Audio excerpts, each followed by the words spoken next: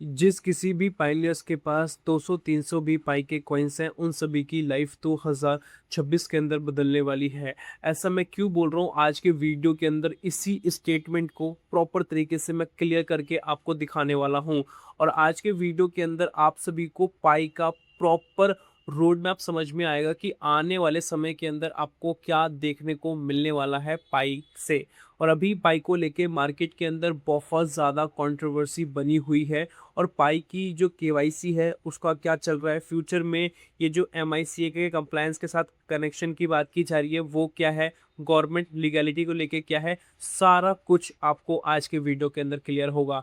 मैं आप सभी के लिए दो आर्टिकल लेके आ चुका हूँ, एक शॉर्ट आर्टिकल है और एक लॉन्ग आर्टिकल है। बट मेजरली हम एक ही चीज़ के ऊपर बात करेंगे जिसमें कि आपको सारा कुछ मतलब A to Z इन्फॉर्मेशन मिल जाएगी पाई नेटवर्क से रिलेटेड। तो वीडियो को शुरू से आखिर तक देखना, ये मेरी रिक्वेस्ट है। बाकी आप लाइक करो ना करो, बट वीडियो को शुरू से आखिर तक देख लेना।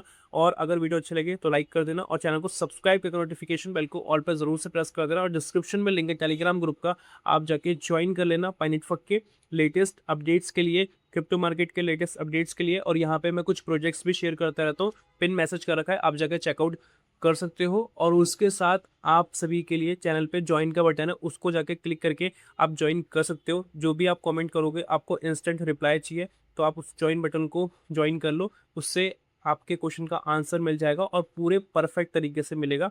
और अगर आपको डायरेक्टली कॉन्वर्सेट करना है तो लेवल 2 वाला आप बाय कर लेना। आपका जो भी प्रॉब्लम है वो डायरेक्टली आप मुझसे भी कॉन्वर्सेट करके पूछ सकते हो। तो ज़रूर से आप जाके ज्वाइन बटन को ज्वाइन करें। अब हम वीडियो को स्टार्ट करते हैं। सबसे पहले अपडेट के अंदर यहाँ पे हम बात करेंगे AUMICA के बारे में, किस तरीके से ये अप्लाई होने वाला है और पाई से किस तरीके से कनेक्शन है। तो OKX ने बेसिकली इसके रिगार्डिंग आर्टिकल पब्लिश किया है, जैसा कि आप स्क्रीन पे देख रहे हो। और यहाँ पे ये आपको इंग्लिश में और ये चाइनीज़ में देखने को मिलता है। अब इसी आर्टिकल को मैं आप सभी को एक्सप्लेन करने वाला हूँ क्या चल रहा है। यूरोपियन यूनियन का MICA market in crypto asset, ठीक है, जो नियम है 1 जुलाई से पूरी तरह से चालू हो जाएगा।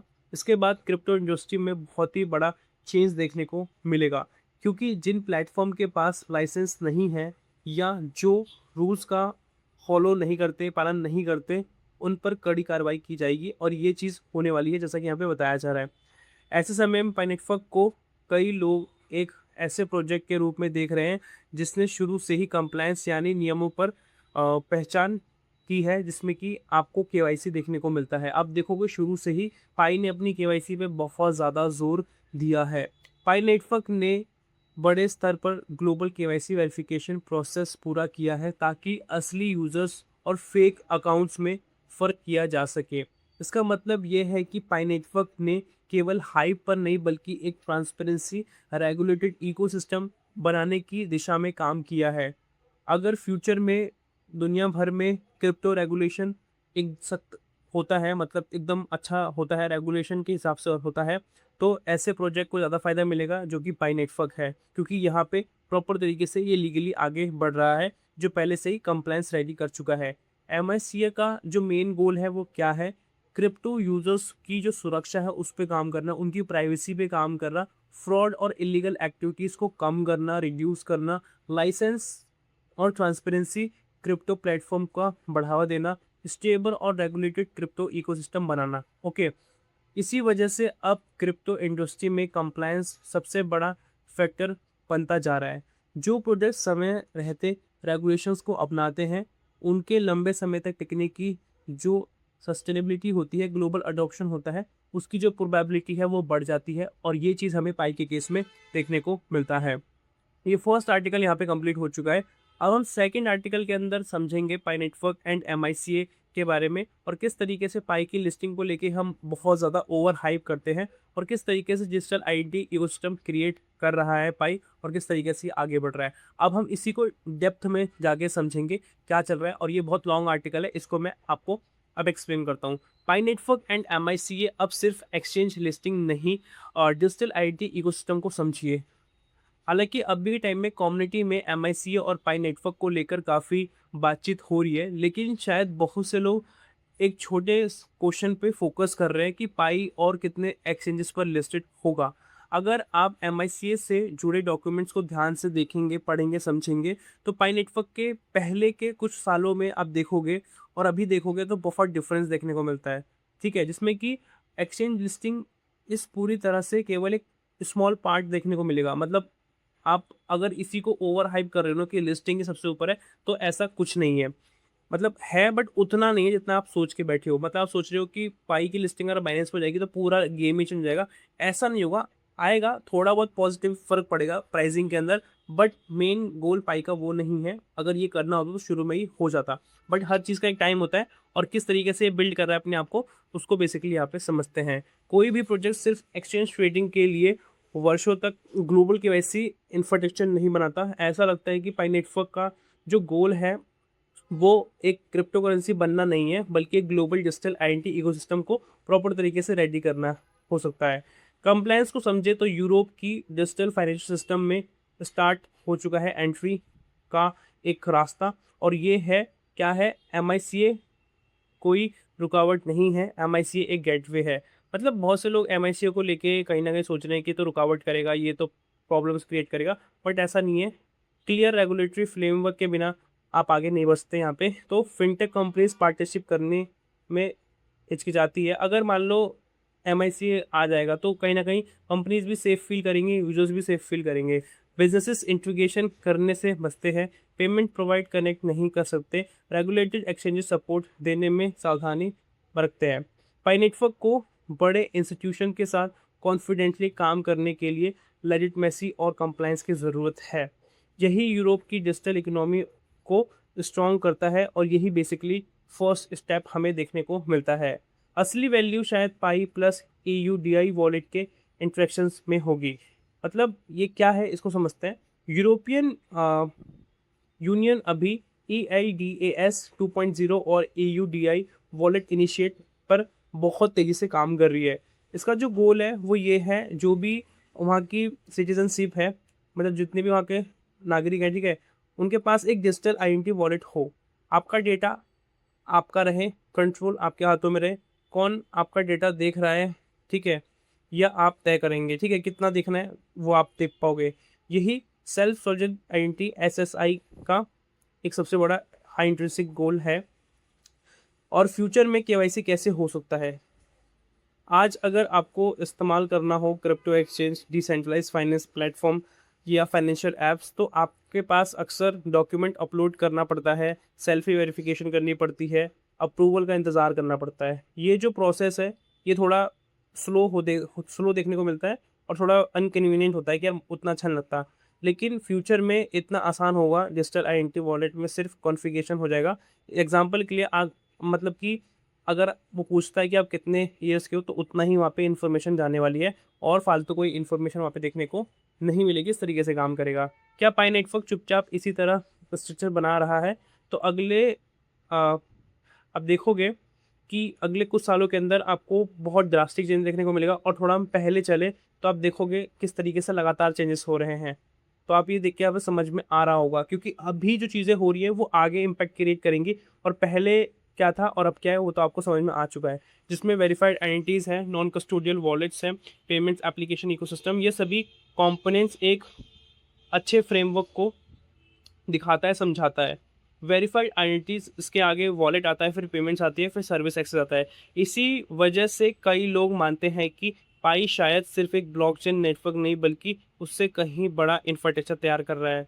असली वैल्यू चेन का जो है वो एक्सचेंज केवल लिक्विडिटी लेयर नहीं है, ठीक है। अगर आप इसी को एक लेके बैठे हो तो ये एक पार्ट है, बट ऐसा नहीं कि यही पूरा है। इस पर्सपेक्टिव से सोचिए, कंप्लायंस के आगे बिजनेस इंटीग्रेशन होता है, उसके बाद डिसेंट्रलाइज ऐप्स का एक्सपेंशन होता है, बढ़ते हैं, पेमेंट्स एंड सर्विसेज ग्रोथ होती है, और एक्सचेंज लिक्विडिटी। अगर वैल्यू आती है तो कॉमर्स से आएगी। मतलब पाई किस तरीके से ऑनलाइन स्टोर्स खोल रहा है, ऑफलाइन स्टोर खोल रहा है, किस तरीके से एंगेजमेंट है, डिजिटल सर्विसेज कैसे दे रहा है, एप्लीकेशंस कैसे वर्क कर रही है, ट्रांजेक्शन फीस से कैसे काम कर रहा है ग्लोबल लेवल पे। तो पाई की जो वैल्यू सिर्फ स्पेकुलेशन पर नहीं, बल्कि एक रियल वर्ल्ड डिमांड पर डिपेंड करती है, जैसा कि आपको यहाँ पे समझ में आ रहा होगा। उस समय एक्सचेंज मंजिल नहीं होगा, वह सिर्फ लिक्विडिटी ब्रिज बन जाएगा। जो हमने सोच के बैठा है ना कि एक्सचेंज ही एक हाई इंट्रिंसिक लेवल पे होने वाला है, तो सिर्फ एक कहीं ना कहीं एक लिक्विडिटी का एक ब्रिज बन जाएगा, एक रास्ता बन जाएगा पाई को लेने देने का, बस ये है। आगे की सबसे बड़ी जो प्रॉब्लम्स हो सकती हैं, तो यहाँ पे हम विजन को समझें तो, लेकिन ये एग्जीक्यूट करना थोड़ा डिफिकल्ट भी होता है। देखो, गवर्नेंस ट्रांसपेरेंसी की यहाँ पे बात की जाती है। अगर पाई को ग्लोबल रेगुलेटरी स्टैंडर्ड के साथ आगे बढ़ना है तो उसे और ज़्यादा ट्रांसपेरेंसी की दिशा में आगे बढ़ना पड़ेगा, रियल यूज़र अडॉप्शन करना पड़ेगा, वो तो कर ही रहा है बट और अच्छा होना चाहिए। सबसे बड़ा सवाल अभी भी यही है, लोग पाई को वीज़ा बैंकिंग ऐप्स या एग्जिस्टिंग पेमेंट सोल्यूशन की जगह क्यों चुनेंगे? अभी के टाइम पे जो हम ट्रेडिशनल बैंकिंग सिस्टम यूज़ करते हैं उसको हम क्यों रिप्लेस करेंगे पाई के थ्रू? सबसे बड़ा सवाल ये है। तो ये जो लड़ाई है मार्केटिंग से नहीं, बल्कि better user experience, real utility, practical use cases से जीती जाती है। इसके पूरे कंक्लूजन को समझें। अगर पाई का गोल केवल स्पेकुलेशन होता, हवा-हवाई बातें होता, एक्सचेंज ट्रेडिंग होता, तो शायद वो बहुत टाइम तक, ठीक है, इतना वेट नहीं करवाता, हम इतना वेट कराए केवाईसी को लेके। तो सही तरीके से जो केवाईसी फिल कर रहा है उसका हो जा रहा है, जो सही तरीके से नहीं कर रहा उसका थोड़ा दिक्कत क्रिएट कर रहा है, ठीक है। जो तस्वीर उभरती दिखाई दे रही है वो बहुत बड़ी हो सकती है, जिसमें कि आप देखोगे, जिसमें वेरीफाइड यूज़र इकोसिस्टम है, रेगुलेटरी कंप्लायंस है, वॉलेट इंफ्रास्ट्रक्चर है, पेमेंट कैपेबिलिटीज़ है, एप्लीकेशन एंड सर्विसेज है, बिजनेस इम्प्लीकेशंस और पोटेंशियल। क्या पाई वास्तव में इस विजन को हासिल कर पाएगा जो यहाँ पे बताया जा रहा है? तो ठीक है, इसका जवाब आप सभी जरूर से कमेंट्स में देना। बट यहाँ पे एक और मैं आखिरी की लाइन में कुछ बोलना चाहूँगा, ठीक है। अभी हम जो मोटा मोटी फोकस कर रहे हैं पाई के प्राइस को लेके, फोकस कर रहे हैं अप एंड डाउन्स को लेके, बल्कि इस बात पर हमें नज़र है कि कैसे धीरे धीरे करके एक जो पज़ल है वो क्रिएट हो रहा है छोटे छोटे पीसेस से। जैसे कि अभी आप MICA का देख रहे हो, या और भी डिफरेंट डिफरेंट जो चीज़ें हो रही हैं जो पाई के साथ कनेक्ट कर रहा है प्रोटोकॉल्स के जरिए, तो ये सब मिलकर एक पज़ल बना रहा है। और जैसे ये पूरी पज़ल, मतलब पज़ल जब पूरी बन जाएगी, ठीक है, तब आपको समझ में आएगा इसका एक्चुअल पोटेंशियल। पाई नेटवर्क के लिए, पाई नेटवर्क के सामने इस समय सबसे बड़ी जो चुनौती देखने को मिल रही है वो क्या देखने को मिल रही है कि AU रेगुलेशन और कंप्लायंस के साथ टेक्निकल इंटीग्रेशन कैसे होगा, या मेन स्ट्रीम बिजनेस को इस इकोसिस्टम को अपनाने के लिए कन्विंस करना कैसे पॉसिबल होगा, ठीक है। तो ये जो आर्टिकल जिन्होंने पब्लिक किया उनके हिसाब से यहाँ पे लिखा गया है, टेक्नोलॉजी बनाना मुश्किल है लेकिन लोगों और बिजनेसेस का ट्रस्ट जीतना उससे भी ज़्यादा मुश्किल है। टेक्नोलॉजी तो आप बना लोगे बट लोगों का बिलीफ कैसे जीतोगे, वो सबसे ज़्यादा डिफिकल्ट हो जाता है। तो आज की वीडियो के अंदर यही था, आई होप आपको समझ में आया होगा। और जो मैंने आपको स्टार्टिंग में बोला था, जिसके पास 300 400 या जितने भी आपके पास पाई कॉइन्स होंगे उतना आपको बेनिफिट मिलेगा, वो बेनिफिट तभी मिल पाएगा जब आपके पास उतनी होल्डिंग्स वगैरह होंगी। और जैसे जैसे सारी चीज़ें ऊपर होंगी तो ऑटोमेटिकली आपको पाई का जो वैल्यू है वो इम्प्रूव होता हुआ देखने को मिलेगा। और जो हम बात करते हैं पाई के GCV को लेके, तो एक समय आएगा जब हमें वो देखने को मिल जाएगा, बट उसके लिए हमें पेशेंस रखना पड़ेगा। तो आप GCV के हिसाब से 1 पाई का कनेक्ट करके आप खुद कन्वर्ट कर सकते हो, इसमें मुझे बताने की ज़रूरत नहीं है। तो आई होप आपको वो चीज़ समझ में आई होगी जो मैं आपको बताना चाहता हूँ। तो मोटा मोटी अभी जो आपको काम करना है, अपनी पूरी नॉलेज को बढ़ाना है, जिससे कि आप पाई से क्या और भी अदर क्रिप्टो से ईजिली अपना फ्यूचर देख पाओगे। और यहाँ पे ये जो वीडियो में आप देख रहे हो मोटा मोटी सारा इन्फॉर्मेशन पर्पस पे था, ठीक है, जिससे कि आपको समझ में आए कि पाई के अंदर क्या चल रहा है और नई टेक्नोलॉजीज़ किस तरीके से इंटरेक्ट कर रही है और फ्यूचर में क्या हो सकता है। अब हम वीडियो को यहीं पे फिनिश करते हैं। अभी तक वीडियो पे बने हुए ज़रूर से एक लाइक कर दें, चैनल को सब्सक्राइब करके नोटिफिकेशन बेल को ऑल पे ज़रूर से प्रेस कर दें। मिलते हैं नई वीडियो के साथ, तब तक के लिए जय हिंद, वंदे मातरम।